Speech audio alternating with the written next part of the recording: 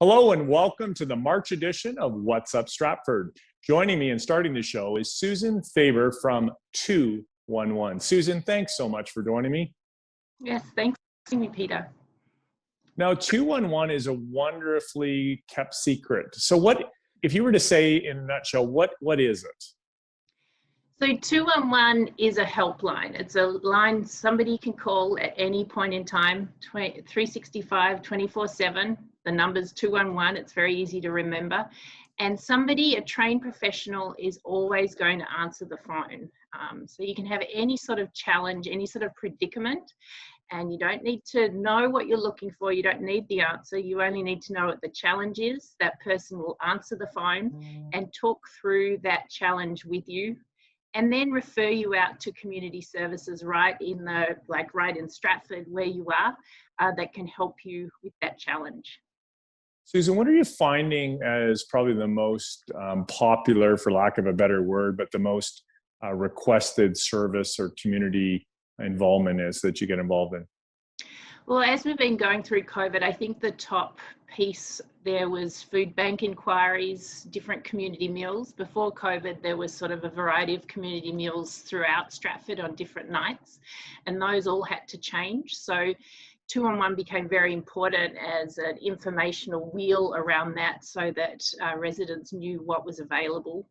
That's probably one of the top ones. Mental health is another big call as well. There's a lot of resources out there. There's a lot of helplines out there, and they're all very involved 1-800 numbers. If you can remember 211, they can still get you through to one of those helplines, but the number's easier to remember. Right. I went to 211.ca, then put Stratford in, and then there's issues of homelessness, hunger, mental health is incredible. But the challenge with that is, even though I would consider myself computer savvy, there's a lot of details there.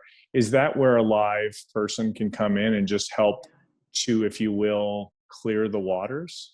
Yeah, that's where I think the call really makes a difference, because a lot of the times you don't know what will solve your problem, and a lot of times there's many different services and programs that are part of what the challenge is. So you might call with a situation within your family, and you might end up being referred to a food bank, to rental assistance, to maybe an Alcoholics Anonymous meeting for a family member, and maybe some mental health resources. So to go onto Google, to go onto Ontario 211 and find all of that yourself, that's quite a big thing to undertake. But to have this person with you looking on your behalf and it's free and it's confidential. It's really quite a wonderful service. So literally, I know we say 365 days. On Christmas Day, someone's answering the phone. Last month on Family Day, someone was answering the phone. Yeah. Yes, Good Friday, right through. Somebody always answers the phone. What about the live chat feature that you have online? What is that about? So they added that, I think it's been there for a couple of years now, and that's in response to the younger demographic and the way that our youth are looking for information. And it works just as well as a phone call, and they can then send you, as I understand it, the text from that so that you can act upon it. Perfect. Now, one of the areas that I saw was Newcomers, and I think that becomes a very confusing item for people that are newcomers, just to navigate things and know what's available to them. How is that service being utilized?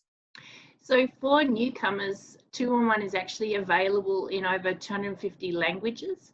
And that's just wonderful. Even if you've learned English and you're becoming pretty good at it, if you're facing a challenge in any way, sometimes it's just nice to convey what you're feeling and what you're facing in your own language. It's a way of getting it very clearly through to somebody. So that's very helpful, I think, to newcomers. So that's all wrapped up as part of the same service. Yeah, that's amazing. I didn't realize there would be so many languages. Just in final, because we have a lot of elderly people that would prefer to just talk to someone, what are some of the services available to elderly people? Well, that has changed once again through COVID, changed greatly, because before we might, through 211, we might try and find a hobby class or something like that that they could go to, a hobby group, whereas now it's more resources online to be able to chat and have a, a coffee through the phone. So once again, 211 is very good at keeping up with how things change because of the environment that we're living in right now. Susan, thanks very much for joining me. The 211 is a fabulous service, and it's as simple as dialing 211 on your phone.